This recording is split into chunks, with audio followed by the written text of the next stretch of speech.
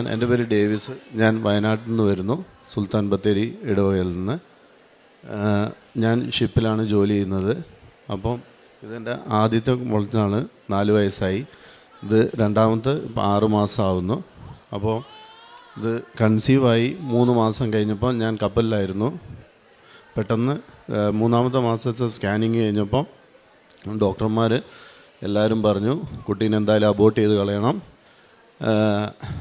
ഒരിക്കലും ഇത് പുറത്തേക്ക് വന്നു കഴിഞ്ഞ് കഴിഞ്ഞാൽ പുറത്തേക്ക് വരുമോ എന്നുള്ള കാര്യം ഡൗട്ടാണ്.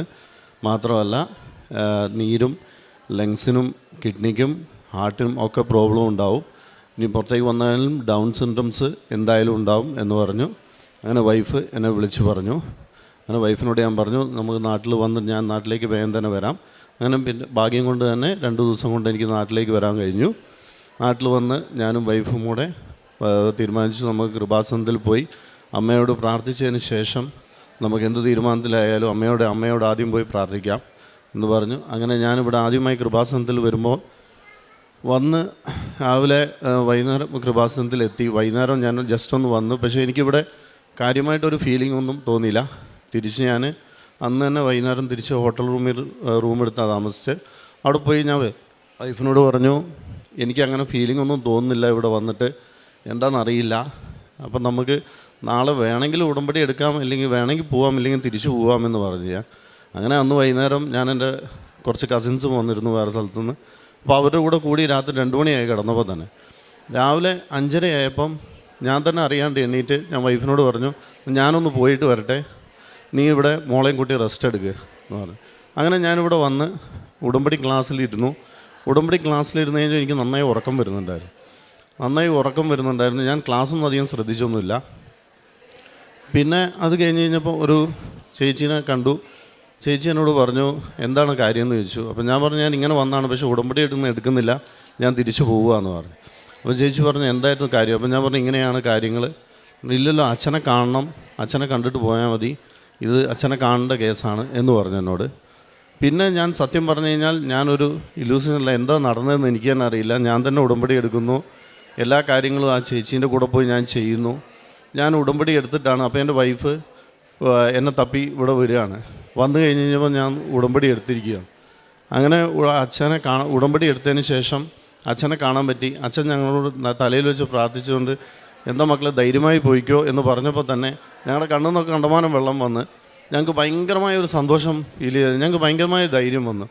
അങ്ങനെ ഞാൻ തിരിച്ച് നാട്ടിലേക്ക് ചെന്ന് എല്ലാവരോടും പറഞ്ഞ്, ഞങ്ങളിനി ഒരു പ്രശ്നമില്ല, മുന്നോട്ട് പോവുകയാണ്, കൊച്ചിനൊന്നും സംഭവിക്കില്ല എന്നുള്ള പൂർണ്ണമായ വിശ്വാസം ഞങ്ങളിലുണ്ടായി. അങ്ങനെ ഉടമ്പടി കാലഘട്ടത്തിൽ ഞങ്ങൾ ഡെയിലി പ്രാർത്ഥിക്കും, തൈലം വയറ്റിൽ തേക്കും, കുരിശ് വരയ്ക്കും, ഡെയിലി ഞങ്ങൾ പരമാവധി പ്രേക്ഷിത പ്രവർത്തനങ്ങളൊക്കെ ചെയ്തു.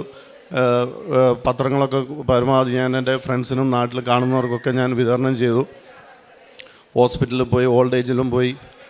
അത് കഴിഞ്ഞിട്ട് ഞാൻ ഷിപ്പിലേക്ക് തിരിച്ച്, അതിൻ്റെ ഇടയ്ക്ക് എനിക്കൊരു എക്സാം ഉണ്ടായിരുന്നു. അപ്പോൾ ഈ എക്സാം ഒരു പ്രൊമോഷന് വേണ്ടി, ലാസ്റ്റ് പ്രൊമോഷന് വേണ്ടി എക്സാം, ഞാൻ കുറേ കാലമായി എഴുതാതിരുന്ന എക്സാം, അതും എനിക്ക് എഴുതാൻ സാധിച്ചു. അതെനിക്ക് പാസ്സായി കഴിഞ്ഞാൽ ഞാൻ സാധാരണ നമുക്ക് റിസൾട്ട്, ഞാൻ UK യിലാണ് എഴുതുന്നത്. അപ്പോൾ റിസൾട്ട് പെട്ടെന്ന് തന്നെ വരും. റിസൾട്ട് വന്നു കഴിഞ്ഞാൽ തന്നെ പെട്ടെന്ന് തന്നെ സർട്ടിഫിക്കറ്റും വരേണ്ടതാണ്. അങ്ങനെ സർട്ടിഫിക്കറ്റിന് വേണ്ടിയിട്ട് ഞാൻ മെയിൽ അയച്ചു. അപ്പോൾ ഇത് ഞാൻ വർഷങ്ങളായിട്ട് അവരുമായിട്ട് എക്സാം എഴുതുന്നതാണ്, അവിടുന്ന് എനിക്ക് സർട്ടിഫിക്കറ്റ്സ് വരുന്നതാണ്.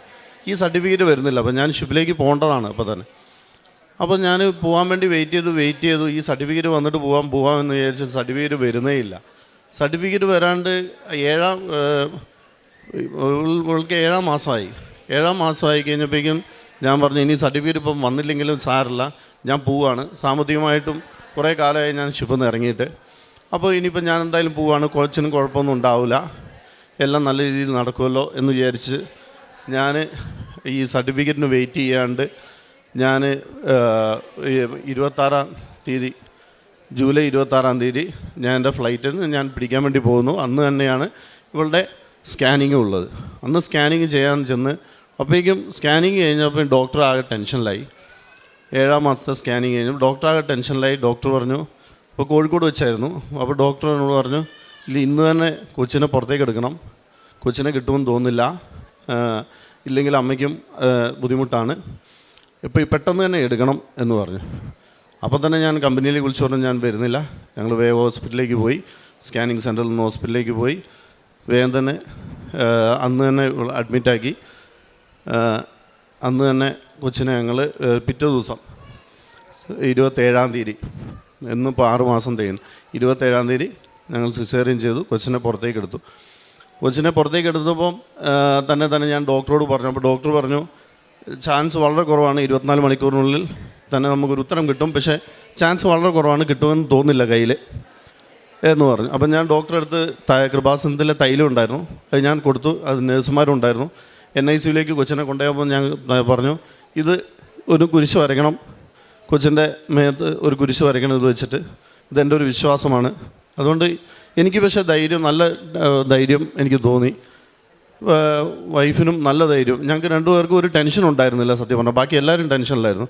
ഞാൻ പറഞ്ഞു ഈ തൈലം ഒന്ന് കുരിശ് വരയ്ക്കണം, ഈശോയെ പ്രാർത്ഥിച്ച് ഞാൻ കുരിശ് വരച്ചോളാൻ പറഞ്ഞു. അപ്പോൾ ഡോക്ടർമാർ പറഞ്ഞു ആയിക്കോട്ടെ സാരമില്ല ഞങ്ങൾ ചെയ്തോളാമെന്ന് പറഞ്ഞു.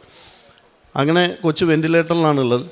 അങ്ങനെ 2-3 ദിവസമായി വെൻറ്റിലേറ്ററിൽ തന്നെയാണ്. ഡെയിലി ഞാൻ പോവും, സിസ്റ്റം നേഴ്സുമാരോട് പറയും ഒന്ന് തൈലം പൂശി കുരിശ് വരയ്ക്കണം.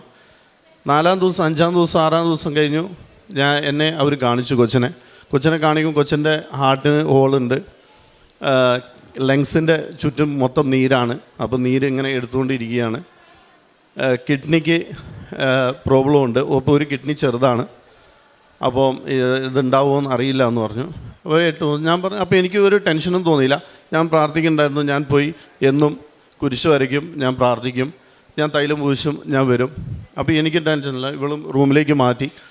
അങ്ങനെ ഒരു 15 ദിവസം കഴിഞ്ഞിട്ട് ആണ് അതിൻ്റെ ഇടയ്ക്ക് ഈ എൻ്റെ സർട്ടിഫിക്കറ്റ് വരാനുള്ള സർട്ടിഫിക്കറ്റ് എന്താണെന്നറിയില്ല. അതാണ് ഞാൻ കാണുന്ന ഏറ്റവും വലിയ എനിക്കൊരു അത്ഭുതമായി തോന്നിയത്.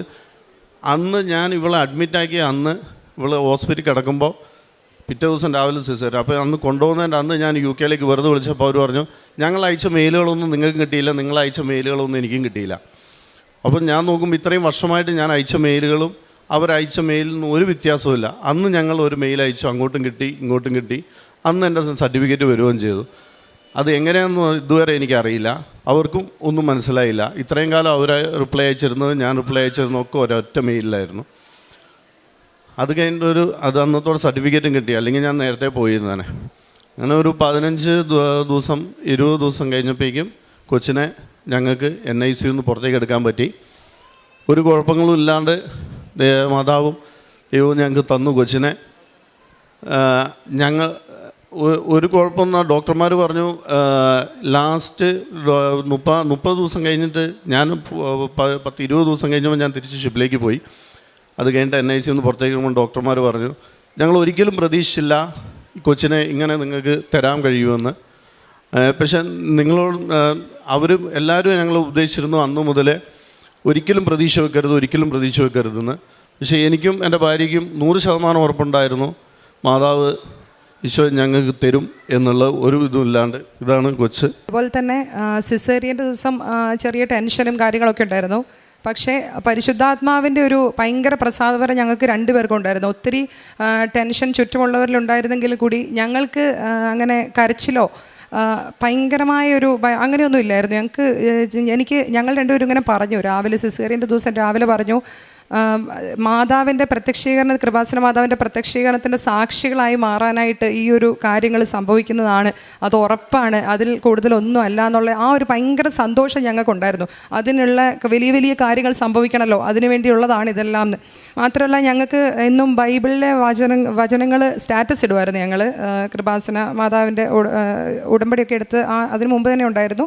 അപ്പം സ്റ്റാറ്റസ് ഇടുമായിരുന്നു ഞങ്ങൾ. അപ്പം എന്നും രാവിലെ ഞങ്ങൾക്ക് വചനം വരും ഗ്രൂപ്പുകളിലായിട്ട്. അപ്പം അന്ന് രാവിലെ എൻ്റെ ഭർത്താവിന് വന്ന വചനം എന്ന് പറയുന്നത് ഏശയ്യ 66:9 കർത്താവ് അരുളി ചെയ്യുന്നു, പ്രസവത്തോളം എത്തിച്ചിട്ട് പ്രസവം നടക്കാതിരിക്കുമോ? ജന്മം നൽകുന്ന ഞാൻ ഗർഭപാത്രം അടച്ചു കളയുമോ? നിൻ്റെ ദൈവം ചോദിക്കുന്നു എന്ന്. ഈ ഒരു വചനം കൂടെ അന്ന് കേട്ടപ്പോൾ ശരിക്ക് കണ്ണ് നിറഞ്ഞു പോയി. കാരണം ഞങ്ങളോട് ദൈവം സംസാരിക്കും, ഞങ്ങളുടെ കൂടെ തന്നെ ഉണ്ടെന്ന് മനസ്സിലായി. കാരണം അത്രയും ആപ്റ്റായിട്ടുള്ളൊരു വചനമാണ് ഞങ്ങൾക്ക് അന്ന് തന്നത്. പിന്നെ ഞങ്ങൾക്ക് ഒരു പേടിയില്ലായിരുന്നു, ഒരു വിധത്തിലുള്ള പേടിയും ഞങ്ങളെ തട്ടിയിരുന്നില്ല. മാത്രമല്ല എന്ത് സംഭവിച്ചാലും ശരി ഞങ്ങളുടെ ദൈവം ഞങ്ങൾക്ക് തരും, മാതാവ് വഴി ഞങ്ങൾക്ക് തരും എന്നുള്ള ഒരു പൂർണ്ണ വിശ്വാസം ഉണ്ടായിരുന്നു. അത് ഞങ്ങൾ ഉറച്ചു നിന്നു. ഒത്തിരിയേറെ തവണ ഡോക്ടേഴ്സ് എല്ലാം പറഞ്ഞിരുന്നു എന്തായാലും അബോർഷൻ ചെയ്യണമെന്ന് പറഞ്ഞിരുന്നതാണ്. ഞങ്ങൾ മുന്നോട്ട് കൊണ്ടുപോയതാണ്. കൃപാസന മാതാവ് ശക്തമായി ഞങ്ങളുടെ കൂടെ ഉണ്ടായിരുന്നു. അങ്ങനെ ആ ഒരു വചനം ഞങ്ങളിൽ ഒത്തിരി ധൈര്യം തന്നു. പിന്നീട് ഞാൻ ഡിസ്ചാർജായി. 5 ദിവസം സിസേറിയൻ്റെ സ്റ്റിച്ചും കാര്യങ്ങളൊക്കെ ഇപ്പം ഡിസ്ചാർജായി കഴിഞ്ഞപ്പോൾ ഞങ്ങൾക്കൊരു വീട് വേണം. കാരണം മോൾ ICU തന്നെ NICU തന്നെ വെൻറ്റിലേറ്ററിലായിരുന്നല്ലോ. അപ്പോൾ വീട് വേണ്ടതുകൊണ്ട് വീടൊക്കെ തപ്പി ഹസ്ബൻഡ് പോവുകയാണ്. വീടോ അല്ലെങ്കിൽ അവിടെ അടുത്ത് ചെറിയ ചെറിയ റൂമുകളൊക്കെ ആയിട്ടാണ്. അപ്പം ഒരു മോളും ഉണ്ട്, മൂത്ത മകളും ഉണ്ട്. അപ്പോൾ അങ്ങനെ നോക്കി മാതാവിനോട് പ്രാർത്ഥിച്ചു. അങ്ങനെ ഞങ്ങൾക്ക് ഒരു വീട്, നല്ലൊരു വീട് വളരെ അടുത്ത് തന്നെ, ഹോസ്പിറ്റലിൻ്റെ അടുത്ത്, തൊട്ടടുത്ത് 5 മിനിറ്റ് പോലും നടക്കാൻ ഇല്ല. അവിടെ അടുത്തൊരു യോസേപ്പ് പിതാവിൻ്റെ പള്ളിയും ഒക്കെ ആയിട്ട് അങ്ങനെ ഒത്തിരി പേരുടെ പ്രാർത്ഥന ആ 1 മാസം 1.5-2 മാസം ഞങ്ങൾ അവിടെ ഉണ്ടായിരുന്നു. മോള് പൂർണ്ണ ആരോഗ്യം വീണ്ടെടുത്തിട്ടാണ് ഞങ്ങൾ ആ വീട്ടിൽ നിന്ന് പോകുന്നത്. 1 മാസമായിരുന്നു ഹോസ്പിറ്റലിലുണ്ടായിരുന്നത്. അപ്പോൾ ഈ 2 മാസം ആ പള്ളിയായിട്ടും അവിടുത്തെ വൈദികരായിട്ടും എല്ലാവരുമായിട്ടും ഒത്തിരി പ്രാർത്ഥനകളും കിട്ടി. കൃപാസന മാതാവ് വഴി ഒത്തിരി പേര് മോൾക്ക് വേണ്ടി പ്രാർത്ഥിക്കുകയും ചെയ്തിരുന്നു. ഇവിടെ വന്ന് പ്രാർത്ഥിച്ചവരുണ്ട്. കൃപാസന മാതാവിനോട് മോൾക്ക് വേണ്ടി തന്നെ പ്രാർത്ഥിച്ചിരുന്നു. അതുപോലെ എല്ലാ കാര്യങ്ങൾക്കും ഒരുപാട് നന്ദി പറയുകയാണ്. ഇപ്പോഴാണെങ്കിലും ഞാൻ മോൾക്കും കുഞ്ഞുമോൾക്ക് എന്തെങ്കിലും വയറുവേദനയോ അങ്ങനെ എന്തെങ്കിലുമൊക്കെ ഉണ്ടെങ്കിൽ ഞാൻ വേഗം തന്നെ തൈലം എടുത്ത് കുരിശ് വരച്ച് വിശ്വാസ പ്രമാണം ചൊല്ലി പ്രാർത്ഥിക്കും. അന്ന് ജോസഫ് അച്ഛൻ തന്ന കാശ് രൂപം ഞാൻ ഇപ്പോഴും ഇട്ടിട്ടുണ്ട്. അതുപോലെ തന്നെ അന്ന് സിസേറിയൻ്റെ തലേ ദിവസം ഞങ്ങൾ വയനാട്ടിലാണല്ലോ. അപ്പോൾ എൻ്റെ മാതാപിതാക്കൾ ബാംഗ്ലൂർ എൻ്റെ ആങ്ങളയുടെ അടുത്തായിരുന്നു. അപ്പോൾ ആങ്ങളയുടെ അടുത്ത് ആങ്ങളെ ഫാമിലി അവിടെ ബാംഗ്ലൂർ സെറ്റിൽഡാണ്. അപ്പോൾ അവിടെ പോയതായിരുന്നു.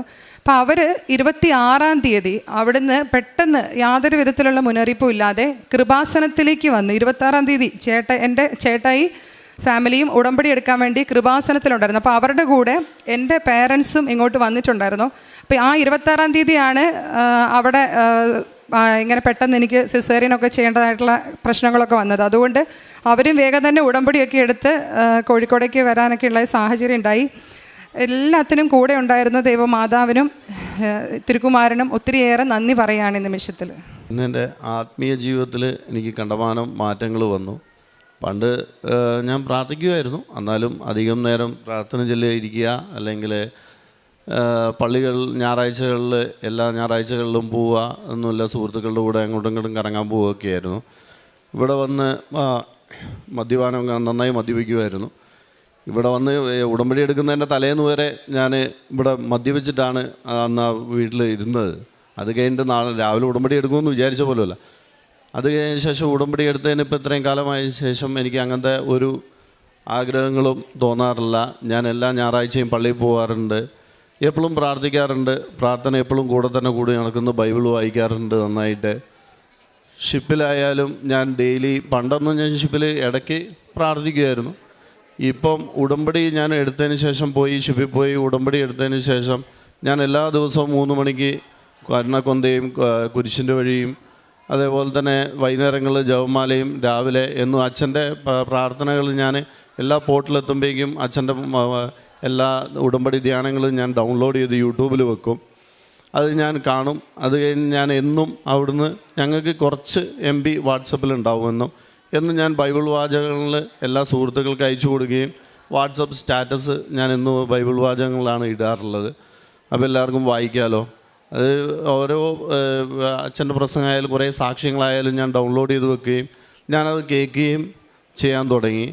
അപ്പോൾ നമുക്ക് ഭയങ്കരമായ സന്തോഷവും ചിലപ്പം ഈ ഓരോ മാമോദിസ പരിപാടി അല്ലെങ്കിൽ സൈഡ് ലേപനങ്ങൾ അങ്ങനത്തെ പള്ളികളിൽ എന്തെങ്കിലും ഫംഗ്ഷൻ ഉണ്ടായിരുന്നു ഞാൻ ഒരിക്കലും പോകാറില്ലായിരുന്നു.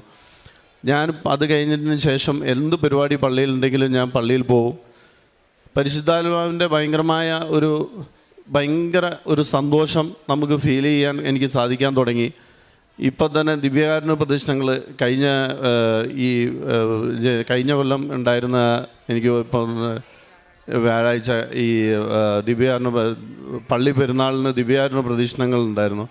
അതിനൊക്കെ എനിക്ക് ഭയങ്കര സന്തോഷവും കണ്ണു നിറഞ്ഞ്, ഇപ്പോൾ പള്ളിയിൽ എന്നും കുർബാനയ്ക്ക് ഇരിക്കുമ്പോൾ ചിലപ്പം എല്ലാ കുർബാനയ്ക്കും ഞാൻ കണ്ണുനിന്ന് വെള്ളം ഇങ്ങനെ കുടുകൂടാന്ന് വരും. എനിക്ക് മിക്കപ്പോഴും ഞാൻ പ്രാർത്ഥിക്കുമ്പോൾ എനിക്ക് ഭയങ്കര സന്തോഷവും തോന്നാറുണ്ട്. ഞാൻ ഇപ്പോൾ ഞായറാഴ്ച കപ്പലിലിരുന്ന് പോലും ഞാൻ ഞായറാഴ്ച ഹോളി മാസ് ഡൗൺലോഡ് ചെയ്തിട്ട് ചൊല്ലുകയാണെങ്കിൽ തന്നെ അതിൽ പകുതി നേരം എൻ്റെ കണ്ണിൽ നിന്ന് വെള്ളം വന്നുകൊണ്ടേയിരിക്കും, കരഞ്ഞുകൊണ്ടേയിരിക്കും. എനിക്ക് ഭയങ്കരമായ ഒരു സന്തോഷവും ഇതൊക്കെ വരാൻ ആത്മീയ ജീവിതത്തിൽ ഭയങ്കരമായ വ്യത്യാസങ്ങൾ എനിക്ക് ഫീൽ ചെയ്യുന്നുണ്ട്. അതിനൊക്കെ ഞാൻ ദൈവത്തോട് 1000 നന്ദികൾ അർപ്പിക്കുന്നു.